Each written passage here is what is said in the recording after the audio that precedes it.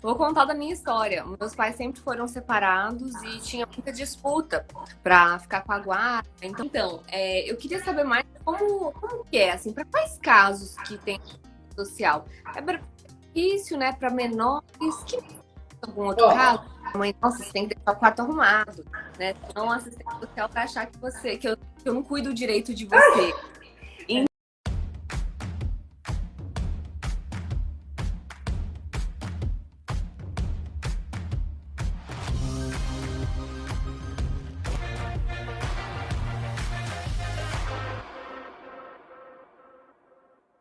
Olá, experts! Sejam muito bem-vindos. Vamos iniciar a nossa live sobre perícia social. Hoje eu vou receber a Rejane, que é perita social, e ela vai explicar tudo sobre essa área, o que é, para que serve, como funciona esse tipo de perícia. Vamos lá, Rejane? Já vi que você entrou? Vamos lá, é só fazer o convite que eu já te aceito aqui. Tudo bom? já tô aqui. Tudo Graças a bem? Deus, tudo jóia. E com você? Tudo jóia também, graças a Deus. Deixa eu acertar aqui minha câmera. Para ficar inteirinha. Tudo bem, Jaque? Tudo jóia. E aí, Rejane? Como é que você tá?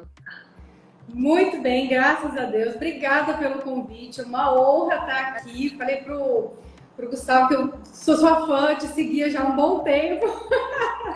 É uma honra estar aqui. Agradeço muito pelo convite, viu? Fico muito feliz em recebê-la. E eu queria saber um pouquinho mais de você, Rê. Conta um pouquinho mais da sua carreira. A gente sabe que você é perita social, mas como que foi o início dessa carreira? Como que você foi para essa área? Me conta um pouquinho como foi sua história. Olha só.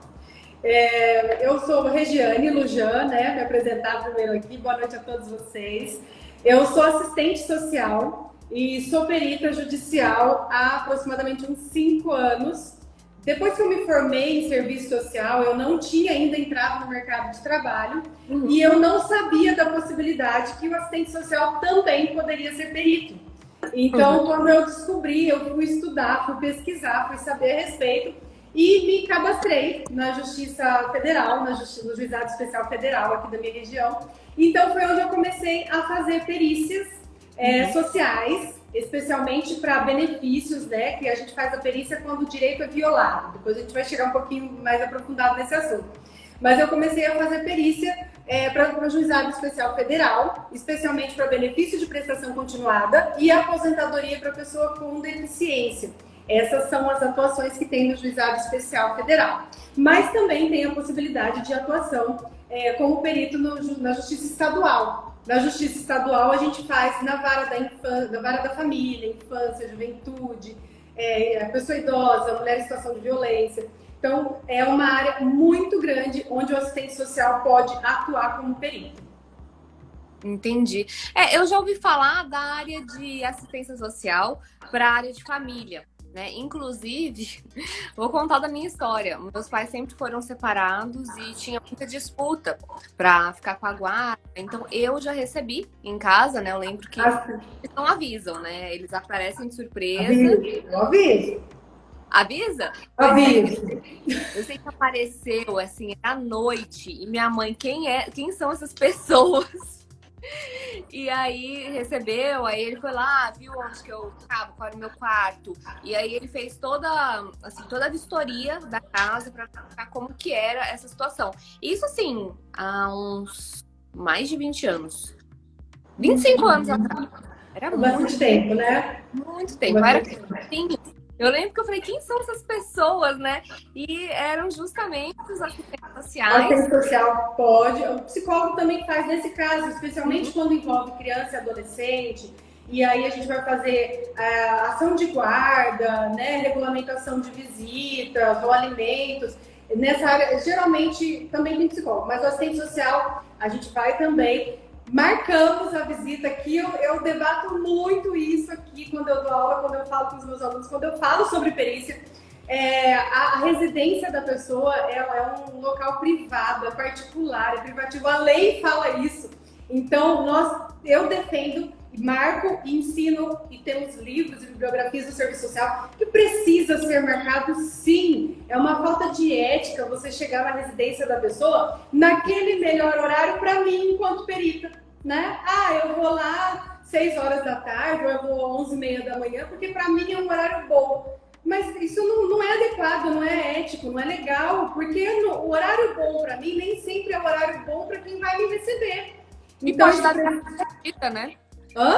Pode dar viagem perdida também. Também pode perder viagem, a pessoa pode não te receber adequadamente ali, o momento das crianças irem para a escola, o momento que a pessoa tá fora. Eu atuo muito com idoso, e com pessoa idosa e com pessoa com deficiência.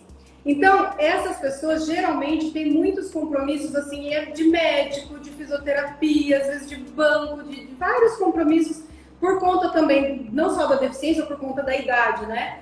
Então, se você não marcar, às vezes você não vai encontrar a pessoa em casa, vai dar viagem perdida.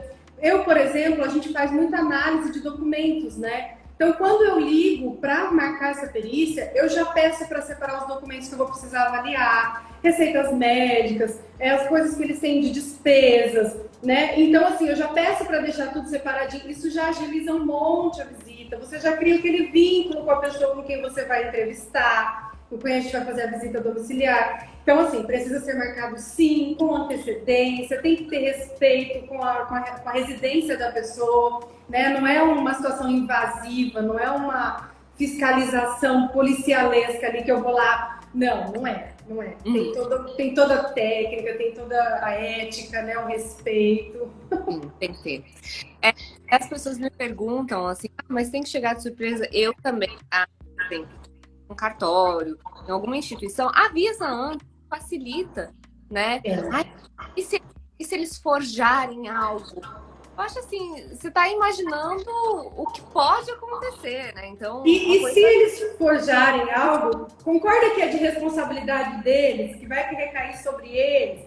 Quando a gente explica essa situação da responsabilidade, não só nossa, enquanto perita, de ali observar, de ouvir, de acolher, de tomar aquelas informações, tem toda essa responsabilidade nossa. Mas quando a gente vai conversar e dialogar, a gente já passa também a responsabilidade da pessoa, que é de fazer as informações verdadeiras, verídicas, de passar as informações necessárias para o nosso trabalho também. Porque, por exemplo, eu faço as perícias para benefício, não só para ele ser concedido, como quando já foi suspenso também, para depois reaver, né? Porque se é advogado, você não sabe dessa parte também, né? Suspende benefício, devolve benefício. E aí, o que acontece? Eu tenho feito muita perícia agora, onde o INSS está pedindo a devolução dos benefícios que foram recebidos pelo tempo que eles entenderam que foram recebidos indevidamente. Ou seja, de repente a pessoa escondeu uma superação de renda, não falou corretamente a composição familiar, e não tem como a gente adivinhar se aquilo está certo ou está errado. Você vai conversar, ouvir, analisar, observar e vai fazer o seu laudo. A gente faz um laudo, a gente faz um parecer. E só que as pessoas esquecem que o INSS ele é gênio em fazer cruzamento de informações. Então, para mim, deu uma informação. Só que foi fazer um cadastro lá, qualquer tipo de cadastro que vai fazer em qualquer outro lugar, coloca o mesmo endereço, né? Por exemplo, para mim falou que só mora a mãe e o filho. Só que aí o marido, sei lá, o companheiro, a outra filha, o outro filho, foi fazer vários cadastros por aí e colocou o mesmo endereço. O INSS, ele pesquisa, ele faz esse cruzamento de dados, de CPF, de endereço. Quando eles descobrem, eles não vão nem atrás para saber. Corta o benefício e pronto, acabou. Aí depois a pessoa precisa judicializar isso daí, é onde vai um perito. E aí a pessoa não entende, por que cortou? Muitas vezes a gente ouve, eu não sei por que cortou. E aí quando a gente vai analisar os autos, a gente vai ver, vai ler o processo, vai conversar com a pessoa, a gente entende. Então, existe essa possibilidade das pessoas quererem fazer isso? Claro que existe. Claro que existe. Mas também há uma responsabilidade sobre elas. Eu fiz processo, por exemplo, do INSS está pedindo de volta 190 mil, 90 mil, 60 mil. Aí você pega uma família em situação de vulnerabilidade, que depende de um benefício assistencial, porque é um idoso ou é uma pessoa com deficiência. Como que vai fazer a devolução desse dinheiro? Então, quando a pessoa tem consciência daquilo que ela está passando para o perito, é muito mais fácil, porque aí ela não vai tentar, né, esconder, enfim. Vai tudo do diálogo que a gente está tendo, vai tudo daquilo que a gente está conversando, da forma como a gente passa. Eu acho que isso já começa esse respeito a partir do momento que a gente marca o horário com a pessoa, explica o que a gente vai fazer lá, né? E não é só uma vistoria, né? Eu acho que você pega também as informações e questiona essas informações. Então, Sim. você tem no processo e faz essa, como se fosse uma entrevista com aquele peticiano para saber o que de fato aconteceu. É isso, né? Sim, a gente conversa, a gente faz toda uma análise em cima daquela situação, porque quando a gente está indo ali, nós somos como um auxiliar do juiz para poder esclarecer ali aquela situação em matéria de serviço social, né? Eu sempre falo que o juiz ele é formado em direito, ele é especialista em direito, e quando existe um processo de uma violação de direito, especialmente dessas pessoas, desse público mais vulnerável, e ele precisa tomar uma decisão, ele precisa dar uma direção ali para aquele processo, o que ele vai fazer? Ele vai nomear um assistente social, que é especialista naquela matéria, na matéria de serviço social, que é o que ele precisa. Então, nós vamos ali com o nosso conhecimento técnico, nós vamos ali por meio dos nossos estudos, bibliografias, todas aquelas informações que a gente colhe, é feita uma análise social, socioeconômica, da relação familiar. Nós vamos fazendo todas essas coisas, né? Não é aleatório ali, né? Sim, não é olhar, né? Eu lembro que nessa época, né, quando eu tive esse caso na minha família, né, e minha mãe, nossa, você tem que deixar o quarto arrumado, né? Senão o assistente social vai achar que eu não cuido direito de você. Então, assim, tem toda essa preocupação com a vistoria, né? Mas é muito mais profundo que só uma vistoria. É muito mais. É que, assim, a visita domiciliar, a entrevista, o assistente social, antigamente, ele era visto muito como uma fiscalização mesmo, sabe? Quando surgiu o serviço social lá na década de 30, ele era mesmo uma função mais policialesca, vamos dizer assim. Os assistentes sociais eram contratados para ir, por exemplo, nas residências, ver ali como que aquele funcionário, por exemplo, ele estava trabalhando, com o que ele estava gastando o dinheiro dele, se ele estava esbanjando e depois ele ia ter que pedir empréstimo lá para a empresa. Era mesmo assim uma forma, no início do serviço social, ele era uma forma de controle mesmo, sabe? Eles usavam as assistentes sociais, o serviço social, a visita domiciliar, a entrevista, para controlar, porque aí aquelas empresas contratavam nesse sentido, era para que a gente, né, com as assistentes sociais, pudessem ali estar fiscalizando aquela situação, como que eles viviam, como que eles gastavam, por que estava faltando no trabalho, por que não sei o que, num sentido de fiscalização, que a gente fala que era uma visita policialesca. Só que depois, no decorrer dos anos, foi mudando muito o serviço social, ele foi tendo um viés muito diferenciado. Hoje a gente não é mais esses profissionais que fiscalizam, que ficam policiando o estilo de vida das pessoas. Hoje, nós, assistentes sociais, nós trabalhamos na perspectiva da viabilização de direito. Então, quando a gente vai visitar, não é para fiscalizar, é para saber que direito que está sendo violado e qual vai ser o meio do assistente social intervir para que aquela família possa ter a viabilização daquele direito. Né? Então, durante o decorrer dos anos, houve uma ruptura com esse conservadorismo, com essa forma de fiscalização, e aí passou para um viés de viabilização de direito, manutenção, ampliação dos direitos sociais. Então, tanto que você falou que faz muitos anos essa situação, né? Hoje em dia, algumas assistentes sociais ainda carregam um pouco disso daí, mas porque precisam compreender que os assistentes sociais hoje atuam na viabilização de direito, para garantir os mínimos sociais, especialmente dessas famílias mais vulneráveis, né, no caso falando de benefícios, mas também em outros casos, quando existe criança e adolescente, por exemplo, há necessidade da visita, porque a gente precisa garantir ali que nenhum direito da criança e do adolescente previsto no ECA vai ser violado com aquela partilha ali, com o aguardo compartilhado, o aguardo unilateral. A gente sabe que envolve muitas coisas nessa relação de separação, de guarda, de alimentos. Então, o assistente social, ele está ali também para fazer a manutenção daquele direito. para que o direito das crianças, por exemplo, não sejam violados. Então, por isso que muitas vezes as pessoas ficam assim, o assistente social vai vir, o perito vai vir. Mas a gente não vai olhar se a casa está limpa ou está suja, a gente não vai olhar dentro da geladeira se tem ou se não tem o que comer. Existem muitos outros fatores que a gente avalia, especialmente numa perícia, que não são tão detalhes assim, sabe? Então, coisas assim que as pessoas ficam com medo da gente estar indo lá. Sim. Nossa, agora eu tive quase uma encrenca. Eu tô com uma gata aqui no colo. Ela tá aí, eu vejo. Você tem 3, né? E tá caçando confusão com ela. E aí ele tá por aqui. Aí eu tentando aqui. Eu vi uma aí já. Você tem 3, né? São 5. 5? Ai, eu achava que era 3. Que assistência social aqui, meu. Não vai ter problema, não. Então, eu queria saber mais como que é, assim, para quais casos que tem social? É benefício, né, para menores? Que algum outro caso? Benefício para o idoso, para a pessoa com deficiência, que é o benefício de prestação continuada. E também tem outras ações, especialmente na Justiça Estadual. A gente pode atuar com tutela, curatela, ação de guarda, que mais? Tem destituição de poder familiar também.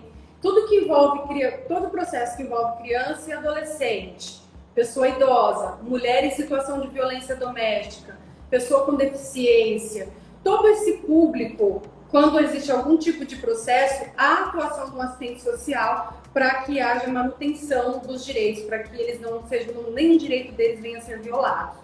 Então, são vários tipos de processos que a gente pode atuar. Também tem da habitação, por exemplo, como chama aquele que eu falei que ela fez? A do terreno lá. Esqueci o nome agora. A reintegração de posse também, quando existe aqueles assentamentos. Então, tudo que é relacionado aos direitos sociais, quando existe a violação de algum desses direitos, existe a atuação do assistente social. Porque os direitos sociais, eles estão previstos, né, na Constituição Federal. Os direitos sociais são saúde, alimentação, segurança, trabalho, moradia, esporte, lazer, assistência social. Então, todos esses direitos aqui, quando a pessoa não consegue acessar algum tipo de direito como esse, o que acontece? Eles vão judicializar. Não conseguir acesso a uma cirurgia, vai contratar um advogado, vai judicializar. Não conseguir acesso, por exemplo, as pessoas não têm acesso à alimentação, às vezes judicializa. Não tem acesso a transporte, porque a gente sabe que a lei do Estatuto do Idoso, por exemplo, traz aí a gratuidade de transporte público, dependendo da idade. A lei é para cima de 65 anos, mas tem municípios que são acima de 60 anos. Então, se a pessoa não consegue acessar esses direitos, é onde elas vão e judicializam os direitos sociais. Só que é complicado porque os direitos eles estão garantidos na lei e ainda assim as pessoas não conseguem ter acesso. Então, quando elas não acessam, é onde judicializa e especialmente entra aí o perito social para poder fazer essa análise, né? Tudo isso, a situação que a gente analisa, dependendo do processo, cada situação é um tipo de análise que a gente vai fazer. Entendi. E aí você é nomeado juiz, assim como uma perita social? Sim, vou falar um caso de benefício de prestação continuada, por exemplo. Como que acontece? O benefício de prestação continuada, ele é para o idoso acima de 65 anos ou para a pessoa idosa, ou para a pessoa com deficiência, mas ambos precisam comprovar que ele não tem condições de se sustentar e nem de ser sustentado pela família. Essa solicitação desse benefício, por exemplo, ele é feito diretamente ao INSS. Né? Quem está aí também nos ouvindo, que tem um idoso acima de 65 anos, que é uma pessoa com deficiência, é isso. Ele é feito diretamente no INSS, lá pelo 135, pelo site do meu INSS, a pessoa vai e faz a solicitação. Chegou no INSS, o que acontece? Esse benefício ele é negado. Esse benefício é negado, a pessoa ela tem o direito de entrar com um processo contra essa negativa. Ela tem o direito de contratar um advogado ou ir na defensoria pública, pegar um defensor público, e aí ela entra com um processo contra o INSS requerendo esse benefício. Então, o juiz nomeia um perito, assistente social, para que a gente vá até a residência dessa pessoa. Então, na hora que ele nomeia o assistente social, a primeira coisa que eu faço, recebo a nomeação, eu vou estudar o processo. Eu leio o processo, eu estudo o processo direitinho para ver se é realmente matéria de serviço social, para conhecer os quesitos que o juiz quer que responda, se tem quesitos das partes, se tem quesitos do Ministério Público. Então, eu estudo todo o processo, aí eu começo o meu estudo social, né? Que vocês conhecem como estudo social ou estudo socioeconômico. Então, eu começo o meu estudo social, que aí eu vou escolher os instrumentos relacionados ao serviço social para desenvolver essa perícia. Então, primeiro eu estudei o processo, depois, recebe a nomeação, faz o aceite, estuda o processo, né? Tem esse processinho que com vocês deve ser assim também, né? E aí depois eu vou marcar minha visita domiciliar, a entrevista. Ali a gente utiliza técnicas de observação, de escuta qualificada. A gente vai conversando com as pessoas, eu vejo análise de documentos. E também a gente faz toda uma análise da situação socioeconômica, do grupo familiar, das condições de moradia, acessibilidade ou a falta de acessibilidade, né, que acontece muito, as condições de vulnerabilidade, quem são as pessoas que compõem aquele grupo familiar, a renda per capita. E a gente vai fazer todo esse estudo, toda essa análise com a pessoa. Depois disso, eu monto o meu laudo com o meu parecer, dizendo ali tudo aquilo que foi colhido durante aquela entrevista, tudo aquilo que foi visto, né, durante a entrevista. Faço o laudo, o parecer e a gente envia. Nós atuamos na Justiça Federal, que é com processos da justiça gratuita, né? Então, depois os honorários são pagos ali pela justiça gratuita, e também na estadual é esse mesmo processo. Somos nomeados quando existe a violação de direito, e aí a gente precisa ali dar um suporte para o juiz, né? Dar um subsídio para o juiz em matéria de serviço social, para dizer para ele, sim, essa pessoa está em situação de vulnerabilidade, essa pessoa atende todos os quesitos para o benefício, né? Porque não é só a idade ou só a deficiência, existe o quesito de renda. Então a gente precisa também fazer essa comprovação para ele, e aí no nosso parecer a gente lá sugere a concessão ou não sugere, a pessoa está dentro do perfil, não está dentro do perfil. Então são essas situações. É dessa forma que a gente, nós assistentes sociais, somos nomeadas para as perícias. Entendi, muito bacana. Você analisa, né, quanto que a pessoa recebe, como receber algum... Se ela já tem... Qual que é a renda, né, daquela família? Porque como precisa comprovar, no caso de BPC, né? Como precisa comprovar o critério de renda, então a gente faz toda uma análise socioeconômica. A renda familiar, o grupo familiar, porque também na lei, para o BPC, é um tipo de grupo familiar. Até isso, né? Para o BPC, existe um grupo familiar. Para o Bolsa, não é mais Bolsa Família, é o Auxílio Brasil, é um outro tipo de grupo familiar. Então, existem vários tipos de família, de grupos familiares que a lei estabelece para cada tipo de benefício. Então, dependendo de como a gente vai atuar, a gente se debruça em cima daquela lei, daquele benefício, daquela situação, para saber qual vai ser a análise que a gente vai fazer. Então, a gente analisa ali quem é responsável, né, pela manutenção da família, qual que é a situação de moradia, por exemplo. É casa própria, é alugada, é casa cedida, é uma instituição de acolhimento? Qual é a condição de moradia dessa pessoa? O aspecto físico, de conservação, condições de acessibilidade, para a pessoa que tem mobilidade reduzida. Então, assim, são vários fatores. Desemprego, doença, dependência química, perda, por exemplo, de alguém da família, separação, institucionalização de algum dos membros da família. Então, são muitos critérios que a gente avalia, cada um dependendo do processo, né? Especialmente processos de benefícios, são o que a gente mais avalia, a situação socioeconômica e a renda, né? Inclusive as despesas, né? Todas as despesas das pessoas, a gente avalia ali toda aquela situação, porque por exemplo, para a pessoa com deficiência conseguir o BPC, o benefício de prestação continuada, ela tem uma renda per capita mínima ali, porque se passar aquela renda, ela não consegue o benefício. Mas diante dessa avaliação que a gente faz, eu posso dizer para o juiz, olha, embora essa pessoa ultrapasse a renda em tantos reais, ou então numa situação extrema, assim, porque a renda mínima lá é um quarto do salário mínimo, hoje dá R$303. Aí vamos supor que a gente faz toda a análise socioeconômica, a pessoa recebe ali R$400.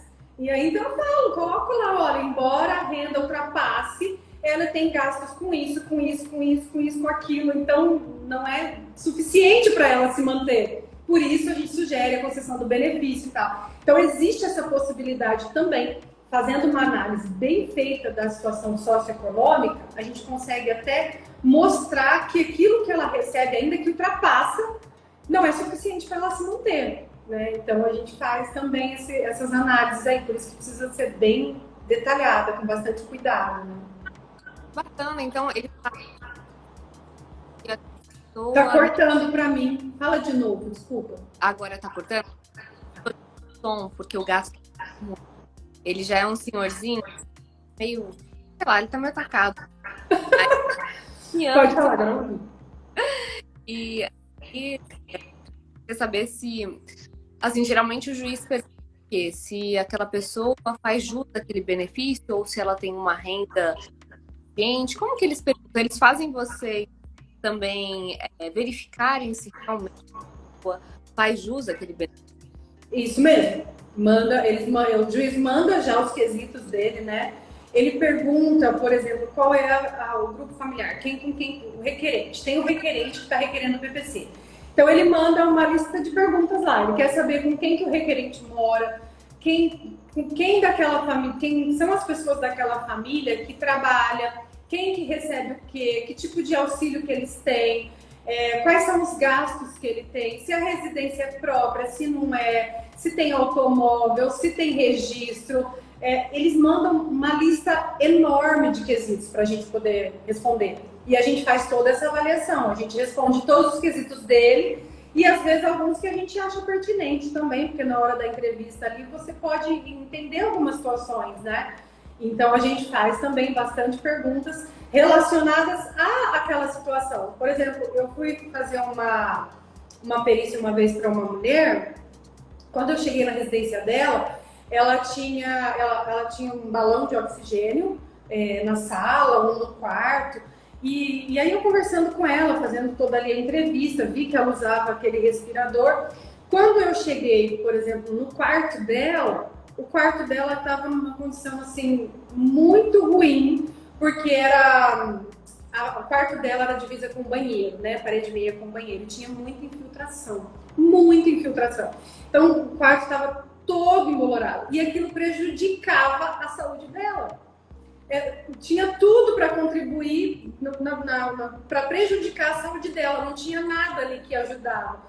Então, aí nesse caso a gente já aciona toda a rede, já vai para a prefeitura, vê quais são os órgãos que podem fazer esses pequenos reparos, se tem esses pequenos reparos disponíveis para fazer. Senão a gente já coloca, nem no meu caso eu coloquei no laudo, que a condição de moradia dela estava prejudicando a saúde dela. O que ela ganhava não era suficiente, ela necessitava sim do benefício, ela se enquadrava nos critérios do benefício, principalmente por conta da saúde dela, que estava sendo mais agravada por conta daquela situação de moradia. Então, visitando a residência dela, nós identificamos isso, quer dizer, é uma pergunta que o juiz não fez, mas ao mesmo tempo a gente vai avaliando ali, você observa, né? A gente tem muito esse de observar, de conhecer a realidade. A gente fala que a visita domiciliar, ela não é no tom fiscalizador de forma policialesca, mas ela é no tom de conhecer de fato a realidade. A gente fala que o juiz ele não pode ir lá na residência, então ele manda um assistente social. E aí a gente transmite para ele tudo que ele precisa saber para conceder ou não aquele benefício, aquele direito que a pessoa está pedindo, né? Eu acho que não teria um tom policialesco.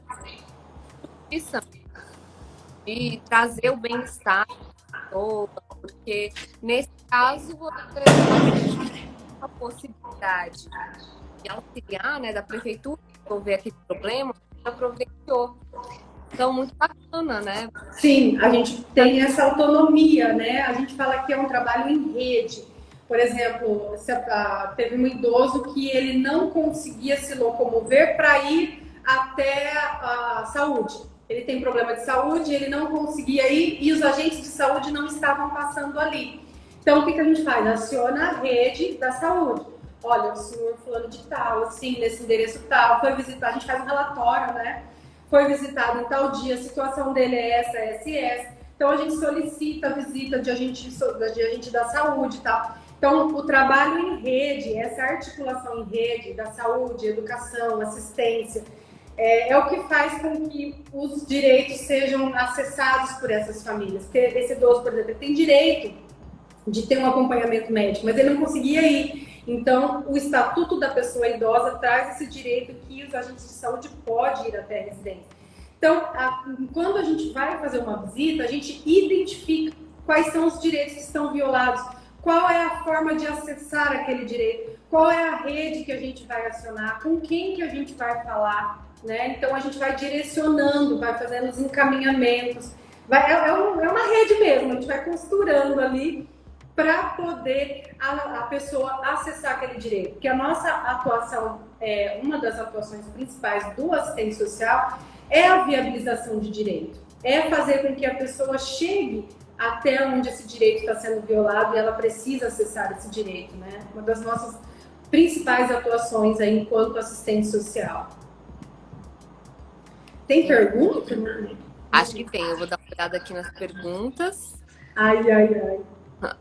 Os encaminhamentos para a rede são colocados no laudo ou encaminha para a prefeitura? Você já faz a menção no laudo ou você já faz o encaminhamento direto? Eu faço no laudo que foi feito os encaminhamentos. Eu costumo colocar porque é um parecer. No meu parecer eu já coloco: o senhor fulano de tal precisa do atendimento da saúde, assim, assim, assim. A senhora fulana de tal precisa de tal. Eu já coloco no meu parecer as necessidades dessas pessoas, mas eu também vou pessoalmente, por exemplo, lá na prefeitura, no setor, vou na saúde, vou no posto de saúde, porque quando a gente vai fazer a visita, a gente também, eu falo que a gente conhece também o território. O que é próximo daquela pessoa? Tem um posto de saúde, tem farmácia, tem transporte público, tem acessibilidade. Então, a gente já conhece o território daquela pessoa.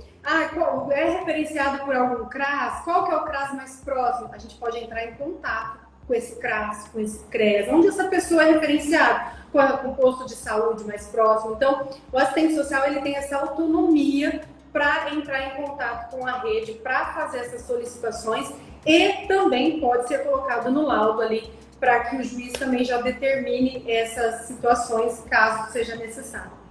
Entendi. E uma pergunta, você pega assistência técnica também nessa área? Eu pego. Pega? Eu pego. Eu estou com 2 assistências técnicas, inclusive agora em andamento, que é para benefício de prestação continuada também, onde eu mais atuo. A família solicitou a família vai solicitar. Então, eu já fiz um parecer, eu já visitei essa família, eu já fiz um parecer técnico. Então, quando for solicitar o benefício, eles já vão colocar junto um parecer social. Porque quando ele solicita o benefício, vai para o assistente social avaliar, lá no INSS. Então, eles já vão receber um parecer técnico de um assistente técnico diante daquela situação. Em todos os processos, o assistente social pode atuar também como assistente técnico. Claro, levando em conta aqueles impedimentos, né? Não pode trabalhar no mesmo processo, né? Eu sou perita, eu não posso ser assistente técnico, né? Também a gente tem o assistente social, como perito, tem aqueles impedimentos que você já conhece. E o assistente técnico, ele pode ser contratado pelas partes normalmente a atuar também dessa mesma forma que eu estou falando aqui como perito. A mesma coisa. Como a assistência social é algo que aquela pessoa vai receber do governo, então muitas vezes a pessoa tem muitas necessidades, não, assim, é hipossuficiente, assim, é uma visão minha, né? Não sei se é verdade. Eu queria saber como que é esse parecer, assim, a pessoa paga antes, paga depois, porque eu vejo, assim, muito a assistência social como auxiliar pessoas carentes. e muitas vezes essas pessoas não têm como pagar. Como é isso daí, Rejane? Olha só, a assistência social é para quem dela necessitar. Então, não é só um público. Claro que o maior público são aqueles em situação de vulnerabilidade. Nós entendemos, até porque lida muito com benefícios. Mas é para quem dela necessitar. Agora, nesse caso, como assistência técnica, nós, no nosso Conselho Federal, tem uma tabela de honorários, né? Eu acredito que vocês também devam ter, não sei como é, mas a gente tem uma tabela de honorários e esses honorários a gente pode utilizar para fazer a nossa cobrança ali, os nossos honorários, porque nós também estamos prestando um tipo de serviço. Então, isso pode ser feito de forma, um contrato, a pessoa pode pagar, por exemplo, depois que ela receber o benefício, né? Como os advogados fazem, a maioria dos advogados fazem isso, né? No final do processo lá, quando recebe o benefício, tem a parte do advogado e aí vai ter a parte do assistente técnico também. Mas dependendo do valor que o assistente técnico cobra ali do trabalho dele, as pessoas às vezes têm até condições já de pagar, porque a gente sabe já dessa condição de vulnerabilidade, de muitos deles de hipossuficiência, então a gente não vai cobrar um valor absurdo, até porque a gente está viabilizando ali até o mesmo benefício assistencial, né? Mas existem muitos outros tipos de processo, por exemplo, na vara no estado, né? No estadual, na vara da família, que são processos, às vezes, mesmo de guarda, de divórcio, de outras situações, que existe a possibilidade de cobrança de várias formas também. Faz a proposta de honorário, apresenta, e pode ser pago metade no início, metade depois, ou dependendo se for um benefício, alguma coisa assim, pode ser feito quando a pessoa receber o benefício também. Então tem a possibilidade também das perícias pagas. E deve ter bastante, né? Porque tem muita encrenca entre família. Então, acho que não deve ser... Assim, eu sempre fico pensando, né? Porque muita gente me pergunta, Rê, como que é a demanda? Como que é a demanda? E eu falo, quando você tem muito daquilo, você tem muita demanda. Por exemplo, se tem muita fraude, vai ter demanda. Vai ter muita demanda. E fraude tem bastante, né? Exatamente. E problemas, conflitos familiares tem bastante também. Então, tem muito. Bastante de benefício também. Então, deve ter a quantidade de processos, de benefícios, especialmente, é uma demanda muito grande. Eu tenho alunas que pegam, às vezes, malotes de perícias, assim, de 30, 40 perícias, às vezes 10 perícias, 8, no mês. Tá? Tô falando no mês. Esses dias uma aluna falou, Jane, pelo amor de Deus, Ju, me mandou 40 perícias, eu não sei o que fazer, tô desesperada. Aí eu falei assim, olha, primeiro avalia todos eles, e aí vê a condição de uma dilação de prazo, vê qual é o prazo, mas o próprio juiz depois já deu para ela um prazo maior, para que ela pudesse ir entregando aos poucos. Então, assim, é uma demanda muito grande mesmo. Pega bastante perícia, especialmente os de benefício, né? Aposentadoria da pessoa com deficiência não é tanto assim, porque a pessoa com deficiência geralmente pede o BPC, né? Mas tem aquelas pessoas que são com deficiência que trabalham, né? Tem os trabalhos para PCD, então eles têm uma aposentadoria especial. Essa demanda não é tão grande quanto a de BPC. O BPC é muito grande, são demandas assim muito grandes. E de família também. De família sempre tem bastante coisa, especialmente quando é tutela. Quando é curatela, tem que curatelar ali o idoso, a pessoa com deficiência, precisa de um curador. Então, isso daí tem bastante casos, né? Regulamentação de guarda, porque existem muitos divórcios, então existem muitas regulamentações de guarda, geralmente pede solicitação. Adoção também é uma causa assim, que tem bastante visita domiciliar, bastante processo, porque quando o casal vai passar vão fazer adoção, geralmente eles passam pelo psicólogo, mas também tem o acompanhamento do assistente social. Por quê? Sempre a gente precisa preservar os direitos da criança e do adolescente. Então sempre vai ter. Então demanda para perito social tem bastante também. Sim, e quando a pessoa vai adotar, não é só saber o psicológico, mas saber quais são as condições dela, onde que essa criança vai ficar. Sim, exatamente. Tem toda essa condição. Porque às vezes a pessoa, ela quer adotar, né? Eu vou adotar porque eu quero completar a minha família, eu vou adotar porque eu sou bondosa, eu vou adotar porque... Não. você vai adotar porque aquela criança precisa de um lar, aquela criança precisa de uma família, aquela criança que vai ter os direitos dela garantidos, inseridos dentro de uma família. Então é isso que a gente também conversa, analisa, explica, acompanha, né? Vê ali a situação real que a pessoa, que ela entende, né? Quando ela vai adotar uma criança, né? Porque não é uma coisa muito fácil. Às vezes a pessoa adota com pensamentos completamente diferentes, achando que vai atender às necessidades do adulto e não da criança, e aí depois querem fazer uma devolução, e isso é muito complicado. Entendi. Ó, tem uma pergunta aqui. Quando que um parecer pode ser rejeitado pelo juiz? Parecer rejeitado, olha só, o juiz, ele é a autoridade máxima. É ele quem decide tudo. Ele tem o livre convencimento. Então, existem pareceres que nós somos favoráveis e, às vezes, o juiz, com o INSS ou com outra situação, com outra parte, ele não é favorável, ele não dá livre ganho de causa. E, às vezes, ele dá, na maioria das vezes, sim. Até outro dia ele falou para uma aluna minha que o parecer dela estava tão bem feito que ele sempre convence o juiz. Então, assim, é difícil dizer quando pode ser rejeitado, porque o juiz, é ele quem decide. A gente não tem como saber, a gente faz, né, não é? A gente faz o melhor que a gente pode no nosso parecer, faz fundamentado ali nas nossas bibliografias, nas legislações, mas o juiz tem o livre convencimento. É ele quem decide, a gente não tem muito como dizer, foi por isso ou foi por aquilo, não dá para saber. O juiz tem livre convencimento e ele é a autoridade máxima, é ele quem resolve se sim ou se não. E assim, rejeitado, né? Eu acho que ela quis dizer assim, o juiz não levar em consideração o seu parecer, o seu laudo. Isso pode acontecer, né? Pelo livre convencimento. Agora, receber, você vai receber. Desde que você não tenha faltado com nenhum dos pré-requisitos do 473, parágrafo 3º, né? Se tiver os pré-requisitos do CPC, tem recebe. que ter. Não, receber a perícia, ainda que ele não dê um ganho de causa ali, a perícia sempre... Porque a gente fez o trabalho, né, desenvolveu o estudo social, fez o laudo, a gente recebe por laudo protocolado, lá desde que ele esteja todo organizadinho, né? Mas a gente sempre recebe. Ainda, mesmo o judiciário, a justiça gratuita, a gente também recebe. Porque às vezes as pessoas ficam com medo. Mas eu vou fazer o cadastro na assistência judiciária gratuita, eu não vou receber por laudo?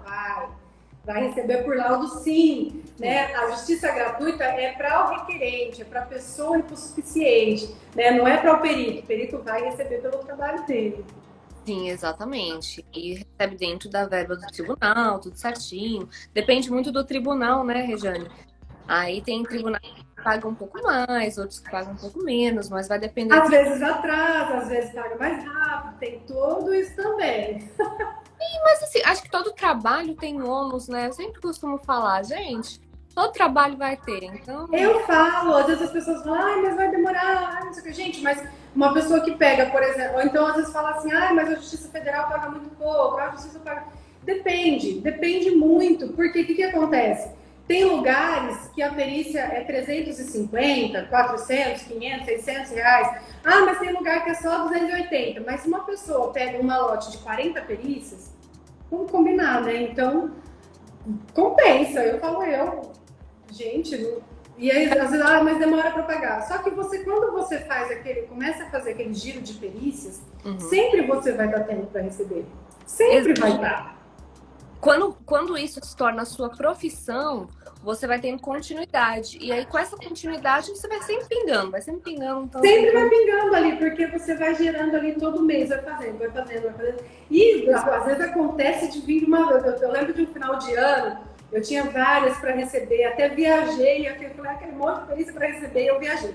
Eu tava lá no meio da viagem, caiu assim aquele valor, eu falei, gente, o que foi isso? Aí coisa boa! Todas, porque era finalzinho de ano, ia virar o ano já, eles pagaram todas que tinham pendente lá. Eu falei, gente, vou ficar mais uns dias aqui na viagem.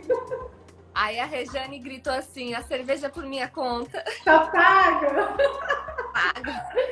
Tá Me paga. conta, Me conta o caso que mais, assim, mais te marcou na sua área. Me conta o caso que você achou assim mais, assim, que te ensinou algo, ou que te marcou assim profissionalmente. Olha, esse caso é bem, é triste até, né? Tem casos muito divertidos, mas tem casos tristes. Uhum. Esse caso até não é muito antigo, é mais recente. Era um benefício de um rapaz que tinha uma deficiência intelectual grave. Morava ele, a mãe e o pai. E aí eu tinha que fazer, o benefício dele foi suspenso, porque entenderam que houve superação de renda, suspenderam o benefício dele.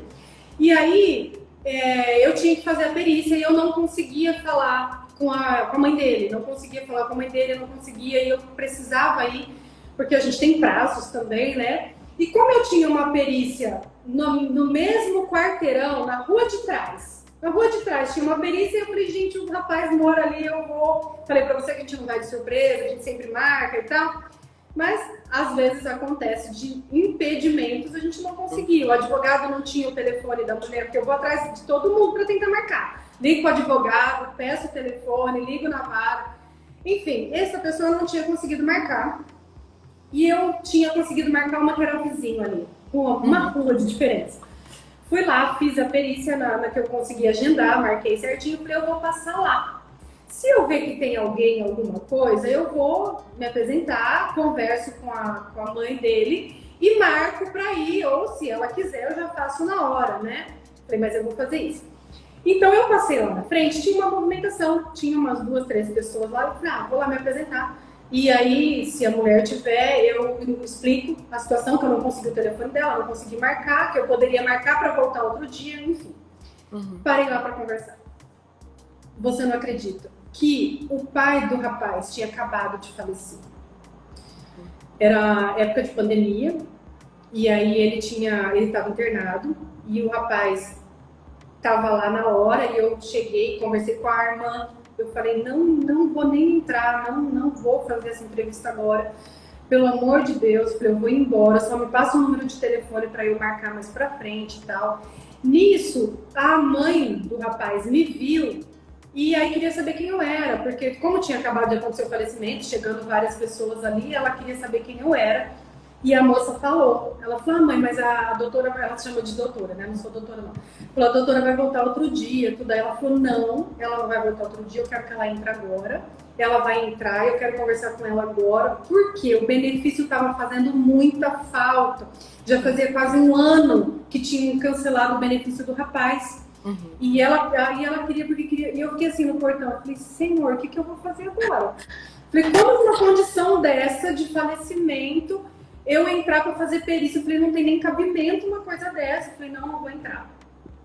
E aí, mas a mulher queria que eu entrasse. E o menino me viu, ele tem uma deficiência intelectual, não me conhecia, ficou perto de mim. Aí ele chegou e ficou pertinho de mim no portão, assim, quietinho. Aí ela falou assim, ó, ele tá sentindo a morte do pai, a gente acabou de contar pra ele que ele morreu. Eu falei, meu Deus, como que eu vou embora? Aí eu ficava assim, eu não sabia se eu ficava ou se eu ia embora.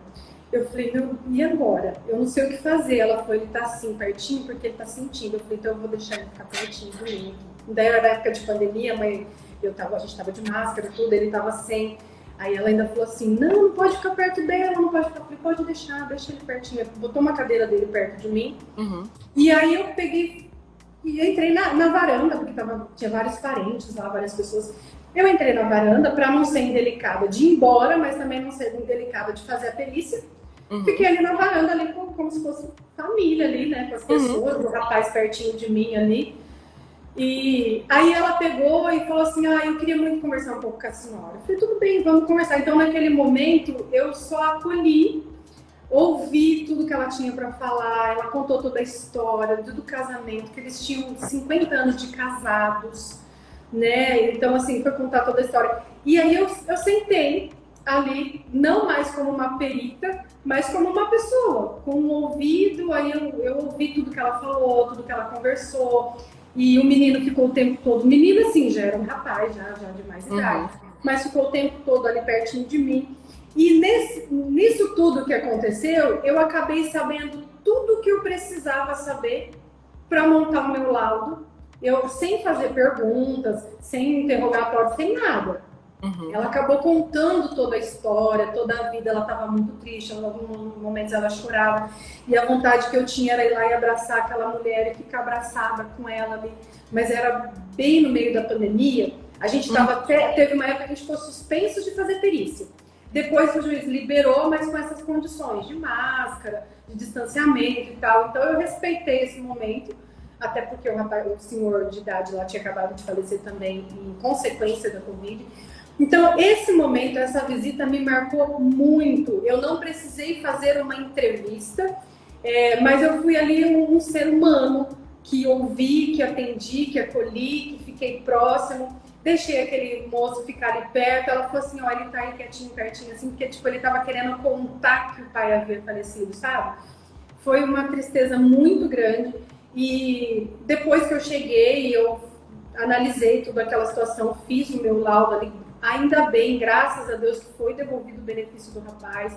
Mas foi uma situação muito delicada que eu vivi e me marcou demais, assim. Sim, realmente é muito triste. Mas graças a Deus que eu estava lá, né? Que você correu atrás, imagina nós quanto tempo que ele poderia fazer o benefício dele. Pois é. Então, poxa, que bacana. E eu vou ver umas perguntas aqui. Ó, a Dias Renata perguntou: como a perícia social, por tempo de contribuição de pessoa portadora de necessidade especial, como que é essa perícia por tempo de contribuição de pessoa portadora de necessidade especial? Deve ser aposentadoria especial para a pessoa com deficiência, né? Uhum.